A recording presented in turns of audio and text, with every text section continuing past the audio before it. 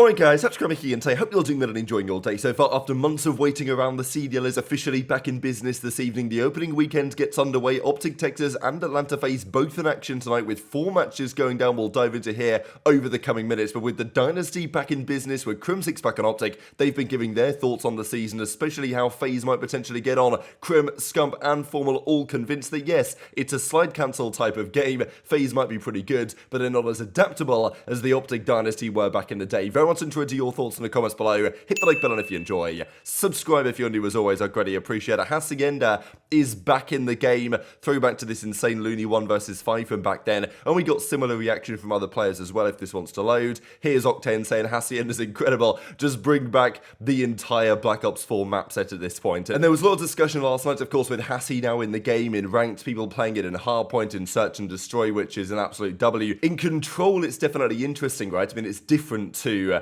obviously the other maps in the game, maybe better, and it's just interesting to me that control on Haci was not played back in Black Ops 4. There were superior options, and on this game it's like, well, it might not be great, but it's still probably better than what we have. So it just kind of goes to show how far we've fallen. But I do think that Octane's right. I mean, look, Haci's come back into the game, might not be perfect, but it's so much better than some other maps we're going to see played this weekend in the CDL, because Haci's only coming in for January. Unfortunately, it will be scrims in the later part of December after the first couple of weekends. I kind of get it from the pros side. They've been screwing red card for weeks. They want to at least play it for a couple of weekends. Fair enough. Haci will be in due course.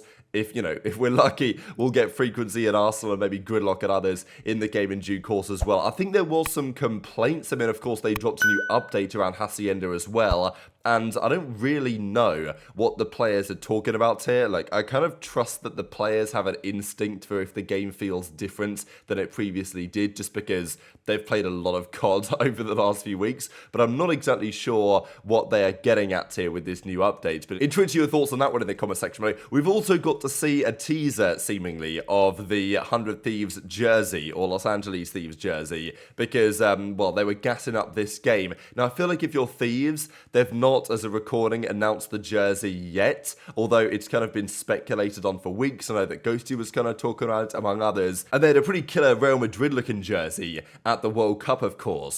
So there's been talk about, okay, what they're going to do for the new season. Look, if you're Thieves and you've not announced it now and now it gets leaked by the league, that's your fault as far as I'm concerned, right? If the opening weekend begins and you've not announced it yet, and the CDL come out with a graphic promoting the exciting game on Sunday, which is FaZe versus, I was going to say Toronto, but it's actually not. It's FaZe versus the 100 Thieves boys with Scrap over there now. Well, this is how it's going to be. Interestingly enough, Drazah is wearing last year's FaZe jersey in this image. I think this is just like an old shot of him, but I think they might have put this on the new Los Angeles Thieves jersey. Looks kind of cool, to be fair, I guess. But anyway, that's your teaser. What I'm more excited about is not the jersey, it's just this matchup for the new season, because last year Scrappy had Drazah's number pretty much every time they played, certainly on LAN. This year, if that's the same story, which to be fair, it kind of should be, because Thieves' team is now better than Toronto's team was last year, you would say, on paper. And we've already kind of seen Thieves win the K-Sun tournament a couple of weeks ago now.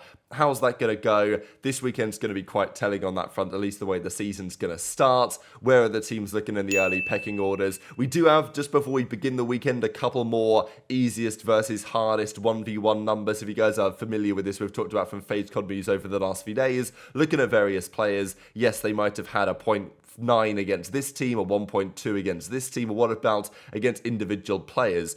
Shotzzy, I don't want to call him a noob slayer precisely, and that's not fully true. But it is generally true that last year, OpTic, there were certain teams they just slammed. And I wouldn't say this is misleading, because it's not. I mean, the numbers are what they are. But, like, there are other great players that Shotzzy holds, like, a solid 1.15 against, a 1.2 against. But, you're not seeing that here, because you're seeing the fact that he absolutely slams certain players like TJ, Lamar, Snoopy, Clay, and then actually Skyz was a pretty big one, because obviously Shotzzy definitely had Skyz's number last year in many instances. He was quite substantially negative against Lynz. It makes sense why against Cell, Shotzzy would have a very hard time, I would say. Even against Simp and Scrappy and Sib, that kind of makes sense as well. If you just narrow that down to Dashy, you'll find the following. So he also was kind of in a similar boat here. Priestahh, Accuracy, Skyz, Envoy, and Metals. Those were the guys that he fried. And, he had negative KDs against some players. Interestingly, Felony, I would say. say, given the fact that, you know, against Clay, I imagine it was looking pretty good.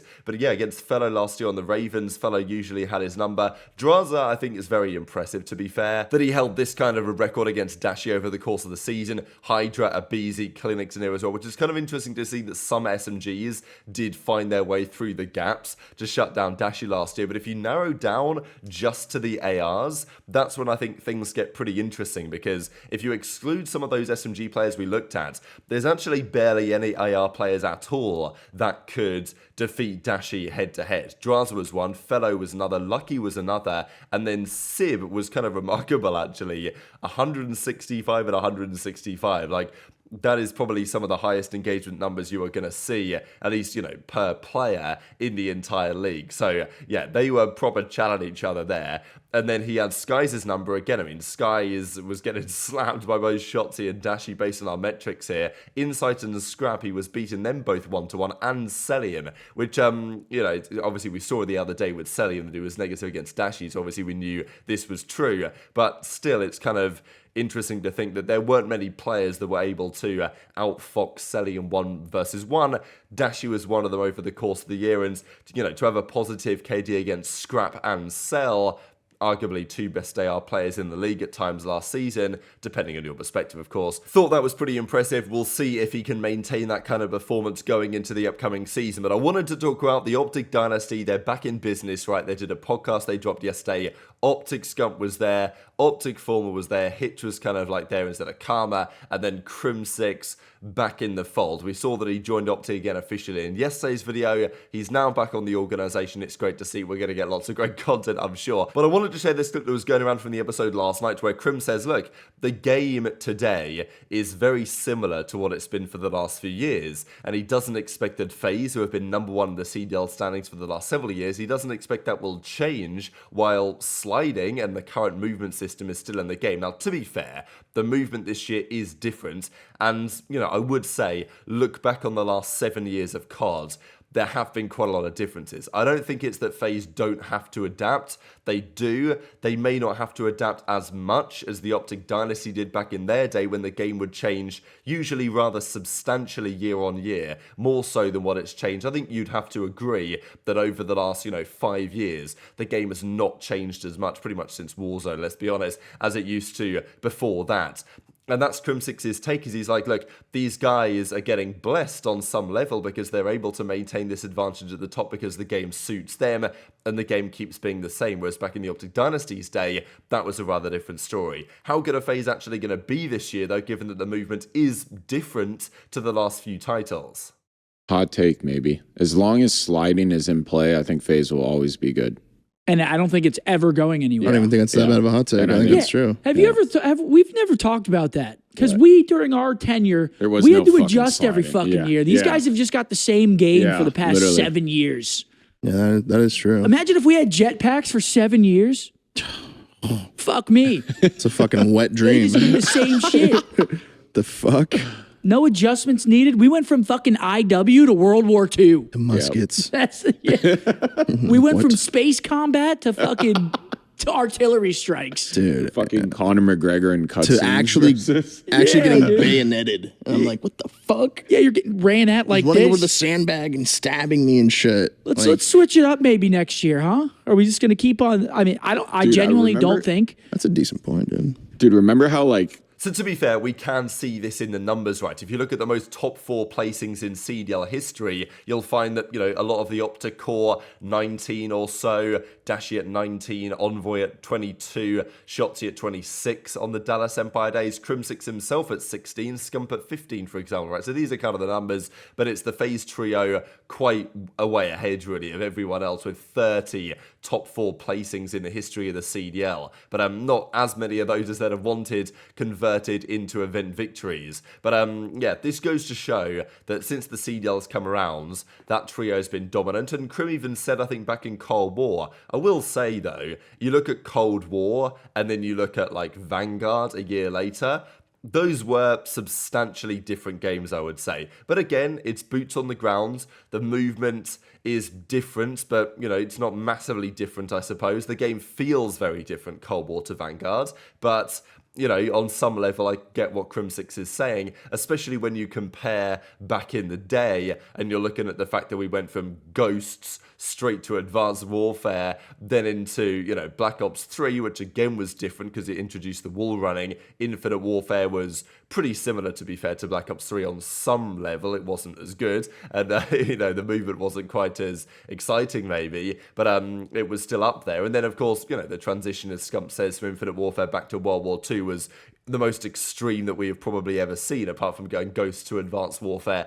the first time around. So I think the analysis is fair, and Scump's perspective is kind of like, well, look, we didn't have the greatest year in World War II. That's the year the Dynasty ended up collapsing, and if there was a similar massive transition in the game nowadays, maybe that could be the case again for the FaZe guys. Now, are we going to see that this year? In terms of movement mechanics, this is probably the most substantially that it's going to be looking like it's going to change, but of course, based on the CDL coaches poll and other data over the last few days, FaZe is still going to be very good. They may be the best at the start of the season. They may be the second best at the start of the season. We don't really know, but they're going to be there or thereabouts, I'm sure. Whether they can get number one again, whether OpTic this year, whether Thieves this year, probably it's only those two realistically, can knock them off their perch. That is a question for you guys in the comment section below. Today, OpTic play Boston. That's the kickoff. Boston, I think, were voted like the 11th best team in the league. It's that Cammy, Awakening, Purge, and Snoopy roster. They weren't great at the World Cup. They're probably not going to be great now, but look, it's still the same team. And I know that this has been going around yesterday. Rosters are set. Call it now. What's going to happen this year? Who's going to be the MVP? My early prediction is Dashy, but I think one of the Thieves guys, I mean, obviously Simp is going to be in the convo, but I think I'm going to say Dashy there. First place in points, I think I've got to say FaZe. Even with the other teams looking so good, I think over the course of the season, it's tough not to say FaZe will get number one. And I think, you know, Falcons getting last place is also a pretty decent bet. Dark Horse, that's a very interesting question. I honestly want to say like Miami right now as a potential candidate to be seriously good, at least to cause some like properly big upset victories this season. I'm going to go Miami on that one. I may regret it. And then you get champions. If I'm going to predict the world champions right now, I'm saying the Los Angeles Thieves. If I'm predicting which teams are going to win events this season, I'm taking Thieves, I'm taking OpTic, I'm taking FaZe. I don't know if I'm taking anyone else, to be honest. Maybe Toronto could maybe sneak an event win in there, but it feels unlikely, especially, you know, 6 events in a season. I imagine they're all going to be spread between the top 3 teams. But yeah, very much intrigued to your perspective in the comment section below. Today is the start of the games. This is pretty fire as well. On Saturday, as in tomorrow, the Thieves are playing Cloud9, and they're doing a watch party there at the compound. So I think other teams have obviously done this over the last few years. If you guys are local, have a look at that, maybe get involved in it. These, though, are going to be your games of today. So we begin with the new Gentlemates roster. I really don't want to call them Los Angeles Gullers if I can avoid it, versus the Minnesota Rocker team, which is, you know, it's a starter. It's always going to be interesting. It's first matches of the season. You never really know what you're going to expect. Then OpTic play Breach. That's a big deal. Falcons versus the Ravens. You know, Ravens, obviously, we know they've been struggling in scrims lately. Can Falcons pull off an upset there, day one? And then to end the day with FaZe versus Ultra to see if Toronto could do anything against the team that we expect FaZe to be for the upcoming season. Check everything out on breakingpoint.gg as well. We've massively revamped the homepage as well. All these brand new widgets as well, which are absolutely sensational. So go check that out as you guys are looking through the matches this weekend. But enjoy the games tonight. I believe they're starting at normal CDL time, so 12 p.m. Pacific, 3 p.m. Eastern, 8 p.m. GMT. But very much intrigued to your thoughts in the comments. Hit the like button if you enjoyed. Subscribe if you're new. Take care, and I'll see you next time.